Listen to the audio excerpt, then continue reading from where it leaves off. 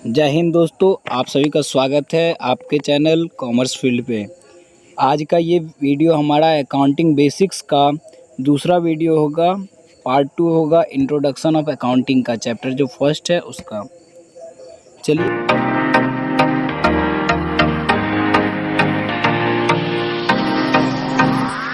चलिए मैं एक बार रिव्यू करवा देता हूँ कि पिछले वीडियो में हम लोगों ने क्या पढ़ा था। उसके बाद हम लोग शुरू करेंगे आगे की लेक्चर को। ठीक, पहले देखिए, इससे पहले हम लोगों ने पढ़ा था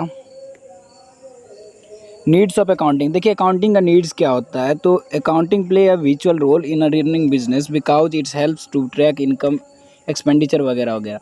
देखिए अकाउंटिंग एक मेन रोल प्ले करता है किस चीज़ में, तो बिज़नेस के अंदर, जो कि जिसके मदद से हम लोग क्या करते हैं, तो इनकम को ट्रैक कर सकते हैं, एक्सपेंडिचर को ट्रैक कर सकते हैं। इस बेसिस पे हम एक फाइनेंशियल स्टेटमेंट बनाते हैं जिसको हम P&L अकाउंट बोलते हैं, ट्रेडिंग अकाउंट बोलते हैं, बैलेंस शीट बनाते हैं।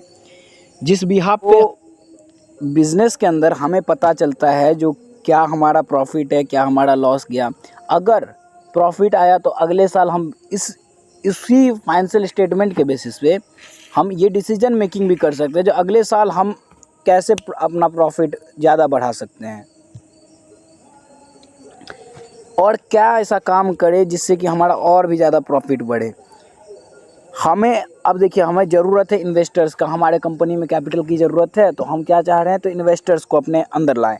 तो इन्वेस्टर्स कहाँ से आएगा, उसी बेसिस पे आएगा ना जो फाइनेंशियल स्टेटमेंट हम इन्वेस्टर्स को दिखलाएंगे। जैसे देखिए सर, हमारे 5 साल का फाइनेंशियल स्टेटमेंट देखिए, 5 साल में हमारा कंपनी ग्रो करे जा रहा है, लॉस आज तक नहीं हुआ, तो आप इन्वेस्ट कीजिएगा।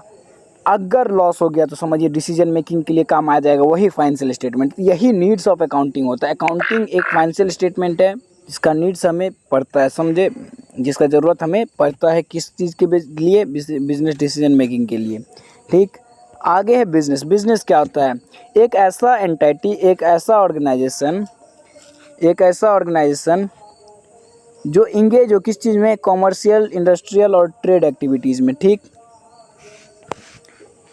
ऐसा इंडस्ट्री जो किस चीज़ में इंगेज हो, कॉमर्शियल, इंडस्ट्रियल और ट्रेड एक्टिविटीज़ के अंदर, उसे हम बिज़नेस कहते हैं। अब देखिए ट्रेड एक्टिविटीज़ क्या होता है, जिसमें कि हम सिंपली फिनिश्ड गुड्स को, मतलब कोई भी फिनिश्ड गुड्स है, जैसे मार्केट में पेन बिक रहा है तो हम क्या किए, तो 5 पेन उठा लिए और मतलब देखिए बिज़नेस सबसे पहली बात जो रेगुलर बेसिस पे ट्रेड एंड परचेज होता है, मतलब सेल एंड परचेज होगा, उसी को हम लोग बिज़नेस कहेंगे। आज आपके पास कोई कबाड़ा का सामान था, जैसे कि एग्जांपल लीजिए, आपने आज बहुत पूरे रात मेहनत किया पढ़ने में, तो आप लोग मेहनत किए पूरे रात पढ़ने में, नोट्स बनाए, बहुत सारा नोट्स बनाए, तो उसमें क्या हुआ, तो बहुत सारा पेपर आप लोगों ने यूज़ किया, बहुत सारे पेपर में जो गलत हो गया उसको फाड़ दिया, आप लोगों ने फाड़ करके साइड रख लिया। वो स्क्रैप को जो है आप बेच दिए, तो वो आपका बिजनेस थोड़ा ही होगा, वो उसका तो आप मतलब, हाँ भले ही उससे आपको प्रॉफिट आ रहा हो या कुछ भी इनकम आ रहा हो, लेकिन वो बिज़नेस आपका थोड़ा ही हो जाएगा। जो रेगुलर बेसिस पे ट्रेड का काम हो, कॉमर्स का काम हो, इंडस्ट्रियल परचेज का काम हो, पर्पस का काम हो, जिसमें कि सेल और परचेज जो है रेगुलर बेसिस पे चलता रहे, उसी एंटाइटी को, उसी चीज़ को हम लोग बिज़नेस बोलते हैं। तो देखिए ट्रेड क्या होता है, सिंपली फिनिश्ड गुड्स किसी भी फैक्ट्री में, जैसे मान लीजिए पेन का फैक्ट्री है, वहाँ से हम लोगों ने क्या किया, पेन उठाया और मार्केट में सेल करना चालू कर दिए, तो वो हो गया हमारा ट्रेड। इसी ट्रेड को मान लीजिए, इसी ट्रेड को किराना वाले भैया का आप एग्जांपल ले लीजिए, वो क्या करता है, एक दुकान है तो वो ट्रेड हो गया, उसमें जितना भी सामान आता है सब फैक्ट्री से आता है, उसको वो क्या करता है, हमारे पास कस्टमर के पास, रिटेलर जो है वो कस्टमर के पास डायरेक्ट पहुंचा देता है।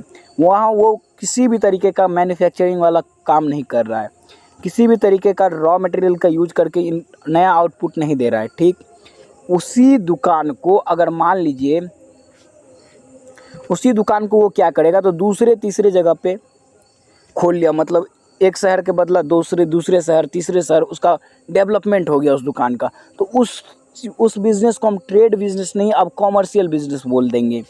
अब देखिए इंडस्ट्री क्या होता है, देखिए यहाँ पे मैंने बताया है ट्रेड क्या होता है, simply sales and purchase of finished goods. आप लोगों को समझ में आ गया होगा। अब देखिए कॉमर्स क्या होता है, जब यही ट्रेड जो है एक लार्ज स्केल पे चलने लगे तो इसे हम कॉमर्स कहते हैं।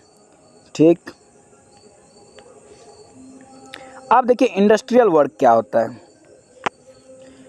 It really means conversion of any inputs into completely different output having distinct name character use. देखिए मैंने पिछले वीडियो में एक एग्जांपल लिया था गन्ने का, सीधा समझिएगा आप लोग।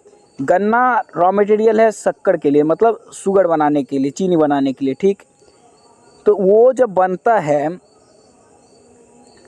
तो रॉ मटेरियल का यूज़ किए हम लोगों ने, गन्ना का यूज़ किया और उससे चीनी बनाया। तो उसका देखिए सबसे पहले तो उसका फॉर्म चेंज हो गया, उसका साइज़ चेंज हो गया, एक लंबा सा डंडा एक छोटा छोटा दाना में बदल गया, ठीक। दूसरा उसका कैरेक्टर चेंज हो गया, उसका नाम गन्ना था भैया, नाम तो चेंज हो गया, गन्ना था और वो अब चीनी बन गया। उसका कैरेक्टर किस तरीके से चेंज हो गया, उसका डंडा सा था लंबा सा डंडा, अब वो छोटा छोटा दाना बन गया। अब देखिए उसका यूज़ क्या होता है। आप अगर चाय बनाने के लिए बैठे, क्या आप अपने चाय में डायरेक्ट गन्ने को डाल दीजिएगा, आपका चाय बन जाएगा? अगर वहीं चीनी डालेंगे तो आपको ज़्यादा मिठास आएगा। मान लीजिए कोई मिठाई वाला था, मैंने पिछले वाले वीडियो में एग्जांपल ले रखा है, वो 20 मिनट का लगभग वीडियो है, उससे जाकर के आप लोग समझिएगा तो ज़्यादा बढ़िया तरीके से समझ में आएगा, क्योंकि ये तो मैंने अभी आपको शॉर्ट समरी बता रहा हूँ। तो मिठाई वाले के एग्जांपल लिया, मिठाई बना रहा है, वो चाशनी बनाना चाह रहा है, तो क्या वो गन्ना डाल देगा तो उससे चाशनी बन जाएगा? हाँ, भले ही पानी में हल्का मिठास आ जाए लेकिन पूरा तो नहीं आएगा। लेकिन वहीं चीनी डालेगा तो उसका अलग यूज हो जाता है, ठीक। देखिए अब अकाउंटिंग का मीनिंग क्या होता है।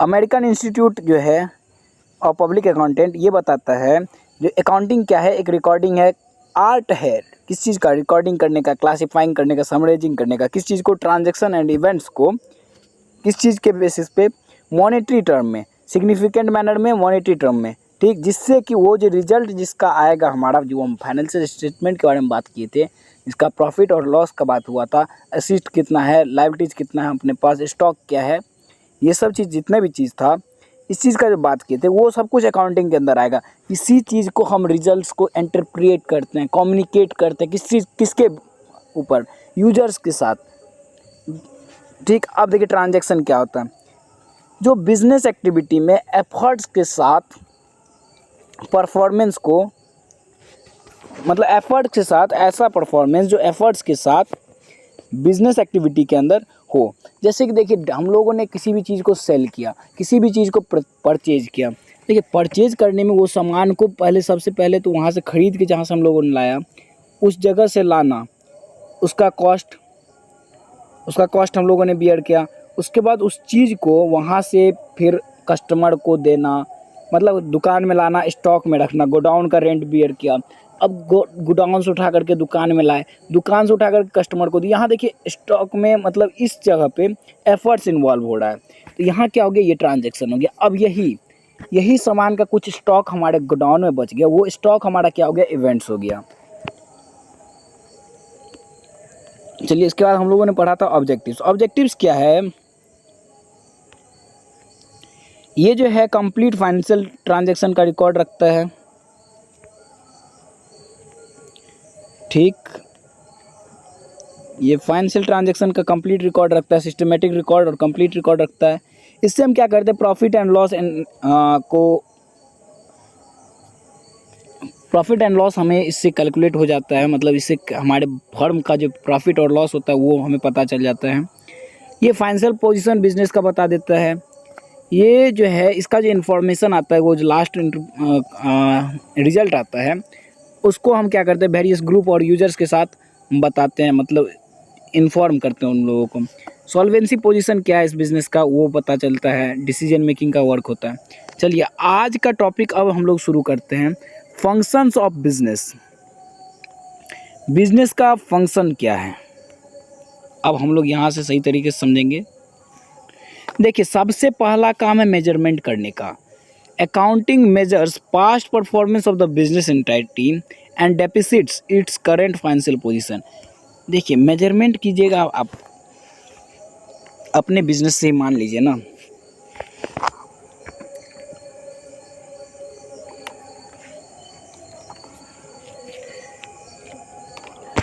आप अपने बिजनेस से ही मान लीजिए मेजरमेंट कर रहे हैं। किस चीज़ का मेजरमेंट कीजिएगा, आपका पिछले साल का प्रॉफिट क्या था, इस साल का आपने प्रॉफिट कितना कमाया, तो किस तरीके से हमारा बिजनेस ग्रो कर रहा है, इससे तो हमें पता चल जाएगा ना। अकाउंटिंग का फंक्शन है ये। पिछले साल का मान लीजिए, लेते हैं एग्जाम्पल। रुकिए, हम फ्रेश पेज में चलते हैं पहले। पिछले साल का प्रॉफिट आपका 500 करोड़ है, ठीक। मतलब 500 करोड़ का आपने पूरा सेल किया और उसमें प्रॉफिट आपका मान लीजिए ना 500 करोड़। अरे मानने में क्या जाता है, कुछ भी मान सकते हैं। 500 करोड़ है आपका प्रॉफिट पिछले साल का। सेशन आपका क्या हो गया, मतलब मान लीजिए 2021 का 500 करोड़। इस बार आपने 700 करोड़ कमा लिया 2022 में।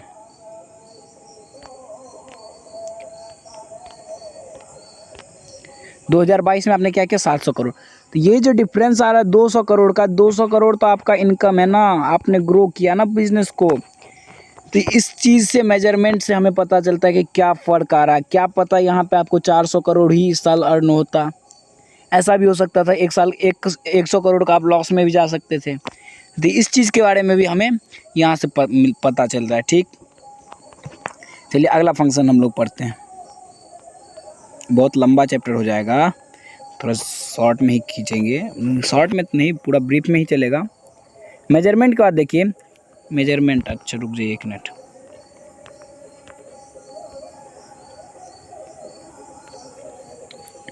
हाँ, मेजरमेंट का क्या होता है, forecasting. Accounting helps in forecasting future performance and financial position of the business enterprises using past data. अब देखिए, इसी का एग्जांपल मैंने अभी तुरंत लिया था। इसमें क्या होता है, परफॉर्मेंस, फ्यूचर का परफॉर्मेंस को हम पास्ट के परफॉर्मेंस से कंपेयर करके प्रेजेंट फाइनेंशियल पोजीशन से हम पता कर सकते हैं। लेते हैं एग्जांपल, क्या 200 रुपये का आप मान लीजिए सेल किया। अभी मानना ही है, अभी 200 करोड़ थे, अभी 200 पे आ गए। अरे हम लोग तो गरीब आदमी होते हैं, कॉमर्स वाले हैं ना। तो 200 रुपये का आपने इस पिछले साल सेल किया, मान लीजिए छोटा ही बिजनेस है। 200 रुपये का पिछले साल सेल किए, इस साल आप 300 का कर रहे हैं और उससे पिछले साल आपने 100 का किया था। तो आप इससे क्या पता चल रहा है, जो हर साल हम लोग 100 अधिक बढ़ते जा रहे हैं। तो आप सोचेंगे जो अगले साल हम 400 का कर लेंगे। फ्यूचर परफॉर्मेंस है, यहाँ फोरकास्ट किया जा रहा है जहाँ हम 400 का कर सकते हैं। इतना एफर्ट है हमारे बिजनेस के साथ चल रहा है जो हम 400 का कर सकते हैं। लेकिन क्या पता फिर लॉकडाउन आ गया, आप जीरो बैलेंस पे ही रह गए, तो आपने 50 रुपये ही कमाया, तो क्या पता आप 150 रुपये पे आ गए। तो फ्यूचर चीज़ है ये, इसे हम मेजर तो नहीं कर सकते, लेकिन हाँ एक डाटा हम एज्यूम कर सकते हैं। जो हर साल मुझे 100 का प्रॉफिट हो रहा है, 100 का मेरा सेल बढ़ते जा रहा है, तो अगले साल फिर हो सकता है 100 का सेल हो सकता है। क्या पता यहाँ आप 300 का, आपने 300 के बाद 400 का नहीं करके 700 का डायरेक्ट सेल कर लिया। क्या पता आपका बिजनेस इतना अच्छा हो जाए। तो यही होता है फोरकास्टिंग। लेकिन आप तो ये एज्यूम करके चलेंगे जो हर साल मुझे 100 का मिल रहा है, तो इस साल भी ये मिलेगा 400 का अमाउंट, ये आप एज्यूम कीजिएगा। चलिए, आप फोरकास्टिंग हो गया। अगला फंक्शन चलते हैं।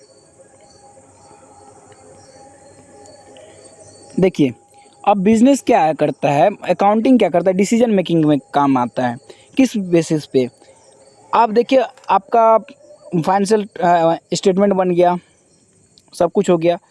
आप क्या कीजिएगा, उसमें प्रॉफिट आया, आपको बैंक लोन लेना हो तो भी आप क्या कीजिएगा, बैंक के पास जाइएगा लोन लेने के लिए। तो आपको बैंक बोलेगा कि आपका पोजीशन क्या है बिज़नेस का, मुझे नहीं पता। आप जाइएगा तुरंत मुंह पे मारिएगा बैंक वाले को। मुंह वैसे मार मत दीजिएगा, लेकिन हाँ बोला जाता है। अब बैंक वाले के पास दिखलाइएगा, सर मेरा 5 साल का ये स्टेटमेंट है, 5 साल में हर साल 100 करोड़ रुपये का मेरा इनकम आ रहा है। इस साल मुझे लायबिलिटीज़ एक पे करना है, उसका किसी के पास से पेमेंट आना बाकी है वगैरह वगैरह। ज़्यादा बहाना चिपका दीजिएगा ना, और क्या।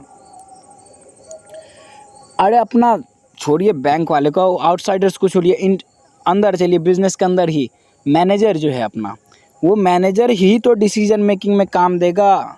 डिसीजन मेकिंग तो मैनेजर देगा, बैंक कौन देगा डिसीजन मेकिंग, मैंने समझा ही नहीं। इस इन्फॉर्मेशन से यूजर्स है, लेकिन यहाँ पे ये याद रखिएगा, यूजर्स हमारा बैंकर्स भी होता है, लेकिन यहाँ देखिए इंटरनल चलते हैं, इंटरनल यूजर्स के साथ चलते हैं। मैनेजर जो होगा हमारा, अगर इस साल 100 करोड़ का कमाया और उसे हम कंपनसेट कर देते हैं, भाई आपने बहुत अच्छा काम किया, बहुत ही ज़्यादा अच्छा काम किया। आप जो है 100 रुपये आप हमसे एक्स्ट्रा ले लीजिए, भाई हम तो गरीब आदमी, आप हमसे 100 रुपये एक्स्ट्रा ले लीजिए। तो उसे 100 रुपये मिलने के बाद वो जो है ना मोटिवेट हो जाएगा, वो बंदा मोटिवेट हो जाएगा। वो क्या करेगा, क्या पता सर अगले साल 200 रुपये दे दे एक्स्ट्रा में, ऐसा भी हो सकता है। लेकिन ऐसा काम मैनेजर्स के साथ करेगा तो मैनेजर्स छोड़ के निकल जाएगा। ये काम आप लोग वर्कर्स के साथ कर सकते हैं। यही हो गया डिसीजन मेकिंग के साथ, जो उस फाइनेंशियल पोजीशन से, उस फाइनेंशियल स्टेटमेंट से हम जो है डिसीजन मेकिंग कर सकते हैं अकाउंटिंग के साथ। अब देखिए कंपैरिजन एंड इवोल्यूशन। देखिए कंपैरिजन क्या होता है, अभी मैंने आपको बताया था जो हर साल हम लोग, इसका नोट्स आपको जो है ना गूगल ड्राइव के, हमारा गूगल ड्राइव के अंदर ही मिल जाएगा। इसका नोट्स का लिंक जो है वो डिस्क्रिप्शन बॉक्स में रहेगा। देखिए अभी यही हम लोगों ने पढ़ा था, जो 100 रुपये का इस साल प्रॉफिट, 200 रुपये का इस साल प्रॉफिट, 300 रुपये। इसमें हम कंपेयर तो कर रहे हैं ना, हर साल मुझे 100 का आ रहा है, इसमें भी कंपेयर कर सकते हैं,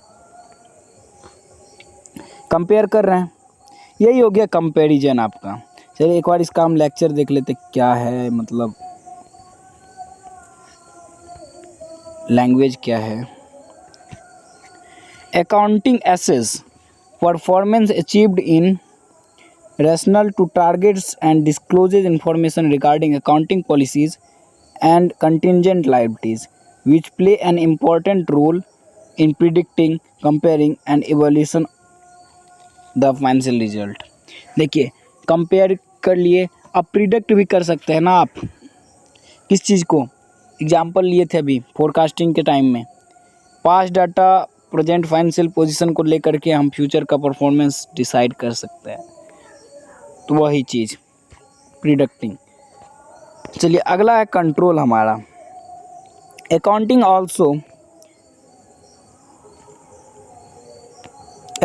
also identifies weakness of the operational system and provides feedback regarding effectiveness of measures adopted to check such weakness. देखिए बिजनेस के अंदर हमें कंट्रोल भी करना पड़ता है। अब देखिए एग्जांपल मैं लेता हूँ कंट्रोल का। आपका फर्म है इंडस्ट्रियल, ठीक, आप लोग वर्क मतलब इनपुट लेते हैं और आउटपुट बनाते हैं, नया आउटपुट, एग्जांपल लेते हैं यहाँ से। आपने रॉ मटेरियल लिया और नया आउटपुट बनाया, ठीक, नया आउटपुट आपने बनाया। तो यहाँ पे क्या हो रहा है, नया आउटपुट आपने बनाया और आपका जो बिज़नेस का मैनेजर्स है या फिर वर्कर है, वो एक साल पहले आपको 500 प्रोडक्ट पर डे बना करके देता था। इस बार क्या हुआ, वो केयरलेस हो गया और वो 400 प्रोडक्ट ही बना करके दे रहा है। तो इस बीच में जो गैप आया 100 का, तो ये उसका इफ़ेक्टिवनेस बताता है। तो इफ़ेक्टिवनेस के जगह पे देखिए, यहाँ इफ़ेक्टिवनेस किसका पता चल रहा है, वर्कर्स का।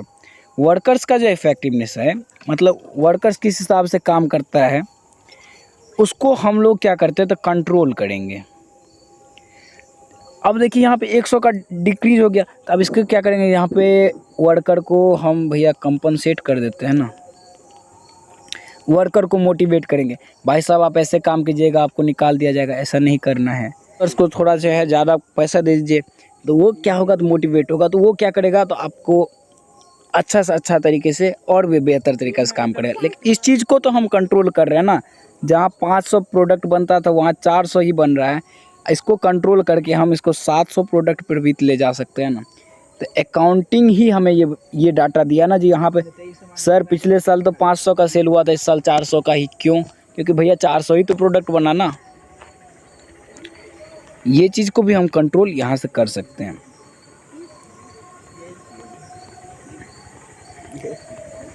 अब देखिए गवर्नमेंट एंड टैक्स रेगुलेशंस को भी हम जो है, गवर्नमेंट रेगुलेशंस एंड टैक्सेशन, देखिए इसको भी इंफॉर्मेशन हमें देना पड़ता है। टैक्स अथॉरिटी जो होता है, अगर आपका बिजनेस अच्छा काम कर रहा है, आपको टैक्स भी तो पेमेंट करना होगा ना। आपको जितना इनकम आया है, इनकम टैक्स हो गया, जीएसटी हो गया। अभी जीएसटी तो चले जा रहा है, अभी तो दुनिया में भौकाल मचाई है जीएसटी, मतलब इंडिया में।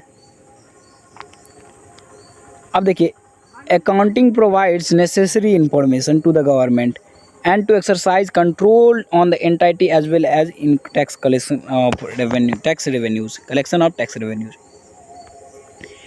आपने इनकम कमाया, उसके ऊपर आपको इनकम टैक्स पेड करना होगा। आप जो गुड्स सेल कर रहे हैं, परचेज कर रहे हैं, उस पर आपको जीएसटी भरना होगा। तो ये जितना भी इंफॉर्मेशन है, ये कहाँ जा रहा है? गवर्नमेंट के पास ही जाएगा ना। तो आपका ये कौन बताएगा? जो आपने इस साल इतना प्रॉफिट कमाया, अकाउंटिंग बताएगा, आपका फाइनेंशियल स्टेटमेंट बताएगा, आपका फाइनेंशियल पोजीशन बताएगा, जिसके अंदर P&L अकाउंट आता है, वो सब हमें बताएगा। तो वो कौन वो किस तरीके से पता चलेगा? जब तक हम लोगों ने अकाउंटिंग करेगा ही नहीं, अकाउंटिंग किए ही नहीं हम लोगों ने, अकाउंटिंग करने का कोई वैल्यू ही नहीं समझा, तो कैसे हम टैक्स भरेंगे? आपको पता ही नहीं रहेगा जो मेरा इस साल 100 करोड़ का प्रॉफिट हुआ कि 200 करोड़ का हुआ कि 100 करोड़ का लॉस ही हो गया। इस चीज़ के लिए हमें अकाउंटिंग की ज़रूरत पड़ती है। अकाउंटिंग इसीलिए ज़रूरी है। अकाउंटिंग का फंक्शन आप लोग, मैं आशा करता हूँ आप लोगों को समझ में आ गया होगा। अब चलिए, बुक कीपिंग क्या होता है या बुक कीपिंग क्या है? तो एक साइंस भी है, आर्ट्स भी है, ठीक। इसके अंदर हम लोग क्या करते हैं? करेक्टली रिकॉर्डिंग करते हैं। किस चीज़ का? बिजनेस का जितना भी ट्रांजैक्शन हुआ होगा, जो कि मनी टर्म में और मनी वर्थ में हुआ हो। देखिए, इसका एग्जांपल हम लेते हैं बुक कीपिंग के अंदर का रिकॉर्डिंग का। बुक कीपिंग के अंदर जो रिकॉर्डिंग हम लोग करते हैं, किस तरीके से? देखिए, आपने बिजनेस ओपन किया, ठीक, आपने बिजनेस में कैपिटल दिया, आपने कैपिटल दे दिया बिजनेस में। आपने मान लीजिए ना क्रेडिट परचेज कर लिया कोई भी गुड। यहाँ देखिए, यहाँ पे मनी है, मनी है। भाई साहब, उंगली से ही लिखना पड़ता है, थोड़ा देख लीजिएगा। क्रेडिट परचेज किया तो यहाँ क्रेडिटर ओपन हो रहा है, लेकिन बाद में देखिए ये मनी वर्थ में आ रहा है, यहाँ पर भी मनी इन्वॉल्व है। तो ऐसा ट्रांजैक्शन जो मॉनेटरी फॉर्म में हो, उसका रिकॉर्डिंग सबसे पहले देखिए, रिकॉर्डिंग करना ही बुक कीपिंग का काम होता है। बुक कीपिंग का काम रिकॉर्डिंग करना ही होता है। बिजनेस ट्रांजैक्शंस को रिकॉर्डिंग करना in the books of accounts is known as book keeping. समझिए डायरेक्ट। अब देखिए, task involves in the book keeping क्या होता है? Collection of basic financial information. सबसे पहले जब आप किसी भी चीज़ का सेल परचेज करते होंगे तो इनवॉइस होता है। अकाउंटेंट आपका जो भी होगा, या आप खुद अकाउंटेंट आगे बनने का जो है, तो आपको जो है सबसे पहले इनवॉइस चाहिए, जिस चीज़ का आप एंट्री करेंगे, मतलब एविडेंस चाहिए उस चीज़ का। बिना एविडेंस के भैया मैं मानूंगा ही नहीं जो आपने सेल किया, मैं मानूंगा ही नहीं आपने परचेज किया। मुझे भी तो आगे बताना पड़ेगा ना, जो अकाउंट मतलब हमारे ऑनर जो होंगे, हमारे जो मैनेजर्स होंगे, उनको। तो सबसे पहले देखिए, बुक कीपिंग का काम, रिकॉर्डिंग का काम स्टार्ट करने से पहले हमें सबसे पहले फाइनेंशियल इंफॉर्मेशन को कलेक्ट करना पड़ता है। कलेक्ट कर लिए। अब कलेक्ट करने के बाद उसको जो है आइडेंटिफाई करना पड़ता है, उस ट्रांजैक्शन को, उस इवेंट्स को आइडेंटिफाई करना पड़ता है। किस फॉर्म में? भैया फाइनेंशियल कैरेक्टर, भैया फाइनेंशियल कैरेक्टर। ये पैसा का चक्कर है बाबू भैया। जब तक देखिए कोई भी ट्रांजैक्शन, कोई भी इवेंट्स पैसे के फॉर्म में नहीं होगा, उसका एंट्री ही नहीं होगा। उसका अकाउंटिंग करके क्या फ़ायदा? आप कहीं गए, घूम करके चले आए दूसरे के पैसे से, वो अपना ना अकाउंटिंग करेगा, आप उसका अकाउंटिंग करके क्या कीजिएगा? उससे कोई भी आपको रिजल्ट मिलेगा ही नहीं। अब देखिए, इकोनॉमिक ट्रांजैक्शन को मनी के टर्म में मेजर करना। जो भी आप ट्रांजैक्शन किए उसको मनी के फॉर्म में मेजर करना। अब देखिए, recording financial effects of economic transaction in order of its occurrence. जैसे जैसे ये मतलब इकोनॉमिक ट्रांजैक्शन हुए जा रहा है, मतलब इकोनॉमिकली मतलब पैसे का ट्रांजैक्शन, कैश आया, असीट आया, लाइबिलिटीज पे किए, कुछ भी, कोई किसी से लोन लिए, सीधा समझिए लोन लिए थे, वो लोन को पेमेंट किए, उसका जिस डेट वाइज 1 तारीख को हुआ, 2 तारीख को हुआ, एग्जाम्पल सर, एग्जाम्पल बिना एग्जाम्पल के भैया कोई काम ही नहीं होता। कोई भी ट्रांजैक्शन हुआ 1 तारीख को हुआ, ठीक, 2 तारीख को हुआ, 3 तारीख को हुआ, 4, 5, 6, ऐसे मान के चलिए। आप क्या किए, इनवॉइस कलेक्ट तो कर लिए, लेकिन जब रिकॉर्डिंग करने के लिए बैठे तो आप क्या किए, 1 तारीख का पहला एंट्री कर दिए, 3 तारीख का कर दिए, फिर 2 को, फिर 5 का, फिर 6 का, फिर 4 का, बीच में कहीं कर दिए। तो क्या आपको लग रहा है ये सिस्टमेटिक ऑर्डर है? इसमें आपको पता चलेगा कि किस दिन किस तरीका का हम लोगों ने ट्रांजैक्शन किया। डेट भले ही सही है, अभी कोई आ गया आपका, मतलब कोई कस्टमर आ गया, बोलेगा भैया आपने जो टैक्स मतलब इनवॉइस जो मुझे दिया था, क्रेडिटर आ गया आपका या डेटर आ गया जिसको आपने इनवॉइस दिया, ठीक, वो आएगा बोलेगा क्या, जब मेरे बुक्स ऑफ अकाउंट्स में जो है ना मैं अपना रिकॉर्ड करने जा रहा था और मेरा वो इनवॉइस खो गया, तो क्या बता सकते हैं किस डेट को ये ट्रांजैक्शन हुआ था? भैया आपको पता ही नहीं है जो खुद क्या कहाँ आपने ये किया था। आप 1 तारीख को ढूंढेंगे, फिर 3 तारीख में चलेगा, फिर 2 तारीख में। भैया सिस्टमेटिक रहेगा ना तो 1, 2, 3, 4, 5, 6 इस तरीके से रहना चाहिए। ये होता है आर्ट, इसी को हम लोग बोलते हैं आर्ट। क्या बोलते हैं? आर्ट। आर्ट म्हणजे कला।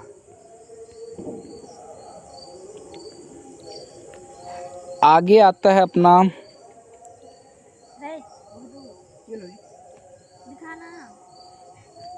इसका है classifying effects of economic transaction. Effects जो है क्या आ रहा है इस इकोनॉमिक ट्रांजैक्शन पे, उसको क्लासिफाई करना। उसके बाद preparing organise statement known as trial balance. देखिए यहाँ तक का काम होता है बुक कीपिंग के अंदर। बुक कीपिंग का पहला काम रिकॉर्डिंग। पहला काम क्या होता है? रिकॉर्डिंग। दूसरा क्लासिफाइंग। बस इतना ही काम होता है। उसका समराइजिंग मान लीजिए, समराइजिंग भी चलिए ले लेते हैं। तो रिकॉर्डिंग के अंदर जो है हम लोग क्या करते हैं, जो जर्नल बनाते हैं, AURNAL जर्नल। इसमें लेजर, इसमें 2 चीज़ बनता है समराइजिंग के अंदर, 2 चीज़, ट्रायल बैलेंस और फाइनेंशियल स्टेटमेंट, FS लिख लीजिए, ठीक।